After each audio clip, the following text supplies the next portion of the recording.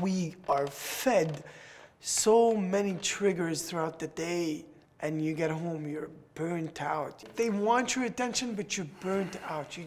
Here's what I think. Draw the line. Well, I can't draw the line for you, right? I can't draw. I wish I could, because look, I'm not a psychologist. I'm not an expert. I'm a guy who lost his kid, who spent the last year and a half trying to figure out why.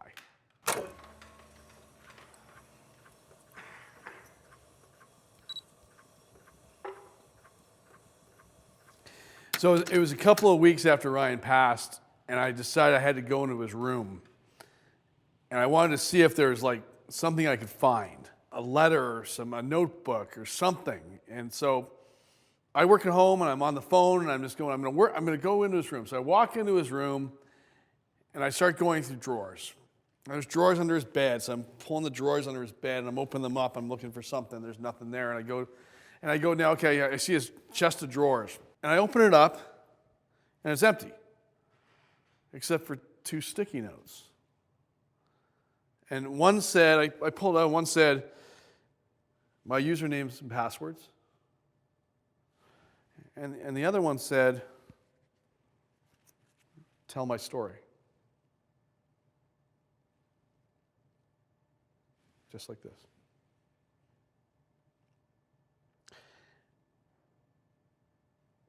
And I just kind of stood there.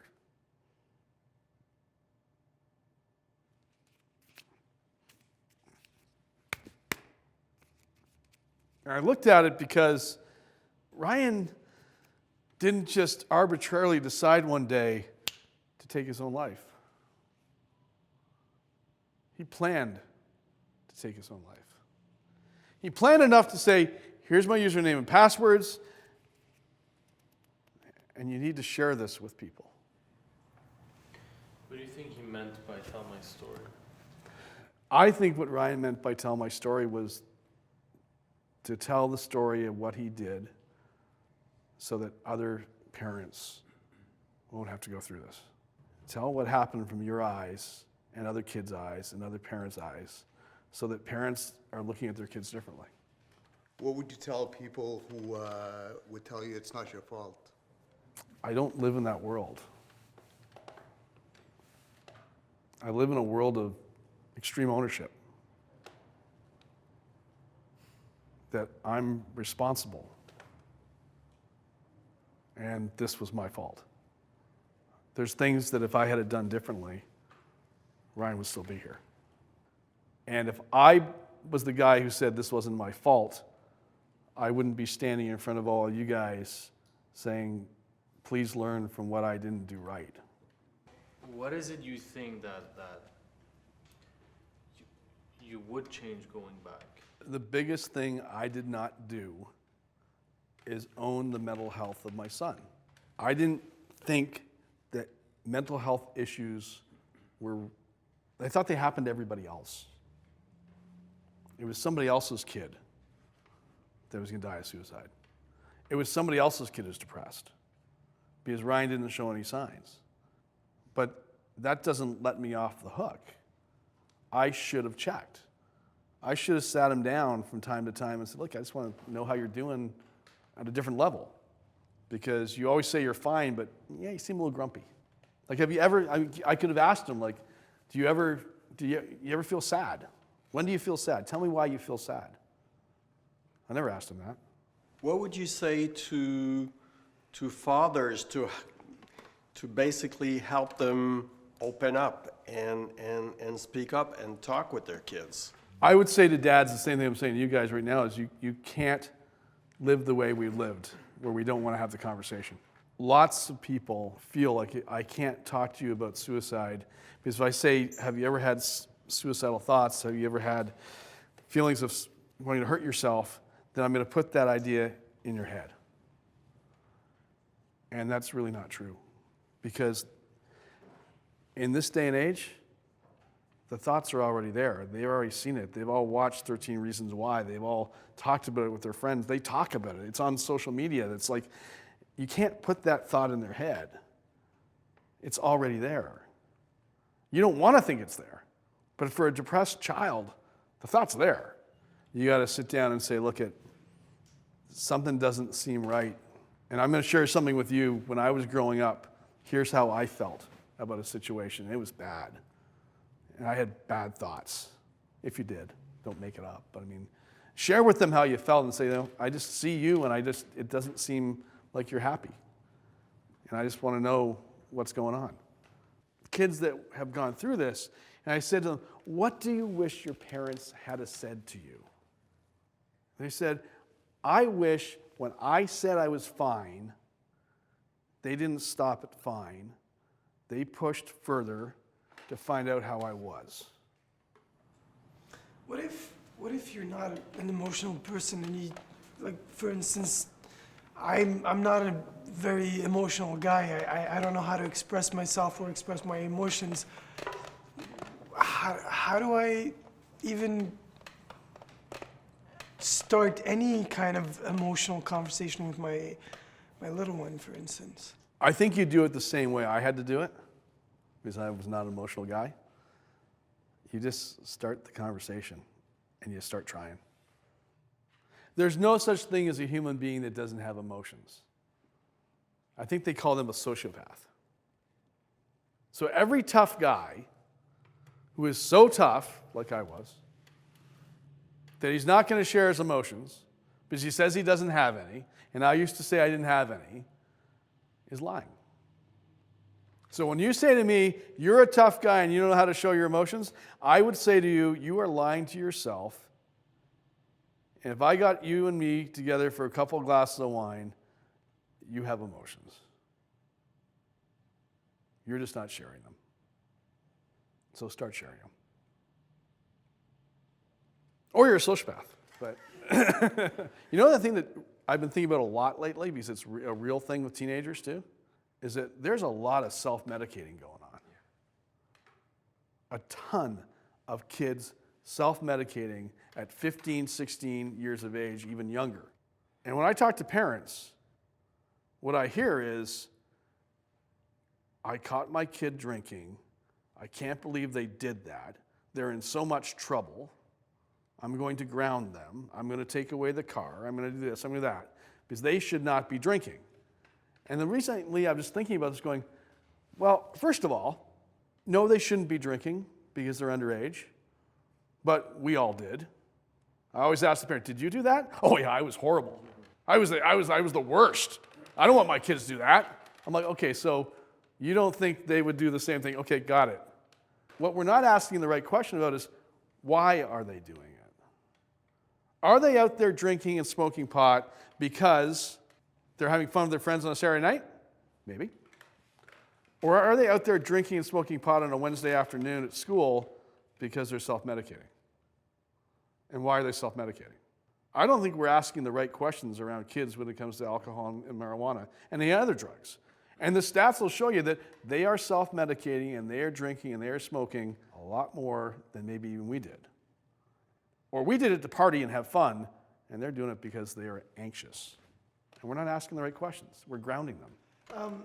Isn't it a generation issue at this point? Because I feel like we still were extremely impacted by your way of thinking. Sure. It seems that our generation is waking up and slowly we're actually doing the work. I think that your generation is more emotionally connected in general than my generation or maybe your generation, right? It's like you guys are a lot more in tune with your emotions. Apparently you guys cry and stuff like that. I don't understand it all. But you guys are a lot more emotionally connected than we are, and I think that's a good thing. But you also are probably as a generation more susceptible to peer pressure than our generation was. My parents didn't care, right? My parents didn't care what other parents said. In your generation, there's a little bit more of, oh, well, what are the other parents doing? Are they allowing, oh, well, maybe we should all, okay, well, so-and-so has a cell phone. Okay, well, what age are you going to give them the cell phone? Like there's a lot more collective stuff going on with everybody not wanting to disappoint their kids. But you know what you also do? You don't let them fail. You don't want them to get hurt, right? You don't want them to fall. So yeah, generationally, we are different. We are different. But if you don't learn how to deal with the fact that you're going to fall and hurt yourself, then you don't know how to deal with the pressure that happens. And I don't know how much of that was me with Ryan too. There's a lot to be said on kids and lack of resilience and this leading to challenges around teen suicide. Because you know what? When they don't get into that great school, they think their world just ended. When their girlfriend or boyfriend dumps them, they think their world just ended. If you take a toddler and you teach them how to walk, they've got to fall a few times to learn how to stand. If you catch them every time and they never fall, they'll never learn how to walk right. You got to let them kind of stumble their way through a little bit of it. And they're going to fall, and that's why you protect the edges of the furniture. You can't be there every moment. Knowing the tight relationship between mental health and sleep, did you notice any changes in Ryan's sleeping patterns? Yeah, well, that's one that I wish I paid more attention to, right? Because I would go to bed, and I assumed he would go to bed, but he wasn't in bed asleep. He was in bed on his phone on YouTube until he decided to go to sleep. And there are studies out of Europe that show that just that lack of sleep, instead of being 8 or 9 hours, you're getting 6 or 7 hours, it increases the suicidal thoughts within kids. Like, they need sleep. They need it. Their bodies need it. Their brains need it. And they're not getting it. So yes, so then they feel more anxious, right? No, you're right on the point. I think teenagers do need way more sleep than adults. And I think the society has a big problem. Back in our days, we had high school at 8 o'clock in the morning. That was a European model. Now the European model is you start school at 9 or at 10, and they see the IQ is a lot higher. Here in North America, we just kept it early, and we have even classes that start at 7:30. 7 o'clock? 7 o'clock. Yeah. Well, if we compare it to adults, getting for teenagers to wake up at 6 is the equivalent of us getting up at 3 o'clock in the morning every day. And that's how they feel. And so exactly, with time, lack of sleep ends up with suicide ideation, depression, anxiety. If there was one actionable thing to do, is to have them sleep. And their mental health would be drastically different. Unplug their devices, take away their cell phone, make sure they go to bed and stay in bed. Yeah. One of the biggest mistakes I made as a dad, and I made a lot of them, was to give Ryan a cell phone with unlimited access to the internet. None of us would ever, if you imagine like the worst place on the planet you could ever go or send your kids to, right? You would never take your kid, drop them off at that city at 8 o'clock at night, say, I'll pick you up in the morning. Go figure out all the deepest, worst places you can go find out. It's all there. Go there. Figure it out. I'll come get you. And I won't even ask you what happened. You can just go. You would never do that. I would never do that. But what did I do? I gave Ryan a cell phone with complete access to the internet. And I essentially said, go anywhere in the world you want. All the worst things you could ever imagine are there. Do it any time of the day and night you want, because I'm not going to check. And you can figure out whatever you want to figure out. And he did. And he researched how to kill himself on the web. I know this because he wrote about it. I'm not a huge fan of giving 10, 11-year-olds cell phones. And I gave them to all my kids. I think the cell phone's good, but unrestricted access to the internet? Look, guys, porn's not the worst thing on the web.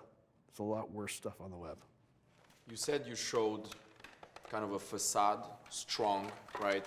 Kind of never vulnerable, never weak, never crying. Yeah.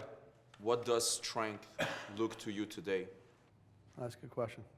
I think strength for me today looks like somebody who isn't afraid to show their feelings.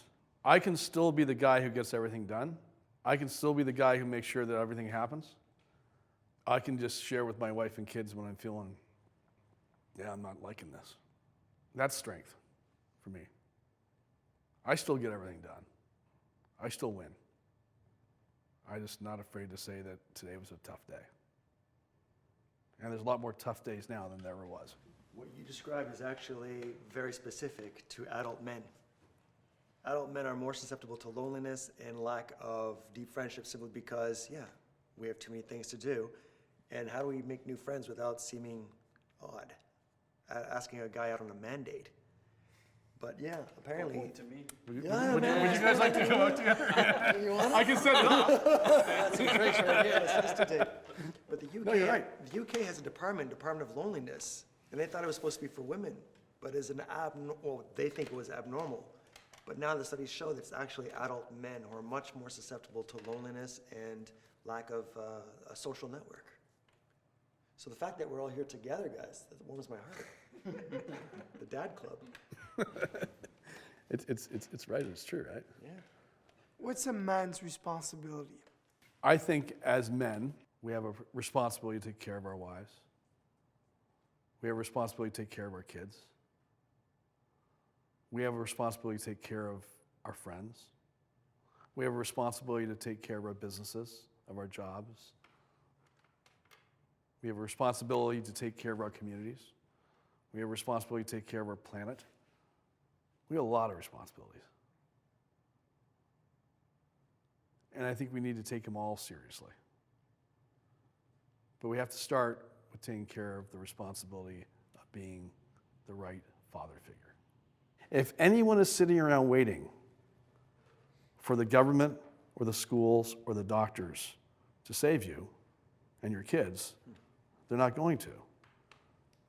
Because the reality is they don't know what to do, and they can't do anything. We can change where we're heading as parents, and it takes us all to change as parents. We can change it as dads. When kids start to realize that we're not those superhuman people they think we are, and that we're normal, and they want to talk to us, they want to share their stories. When all of our kids are open enough with us because we're open with them, and we take off the costume, and we're real with each other, we're real with our spouses, we're real with our friends, we're real with our kids, have real conversations about how we feel. That's when the world changes. That's how we change the world.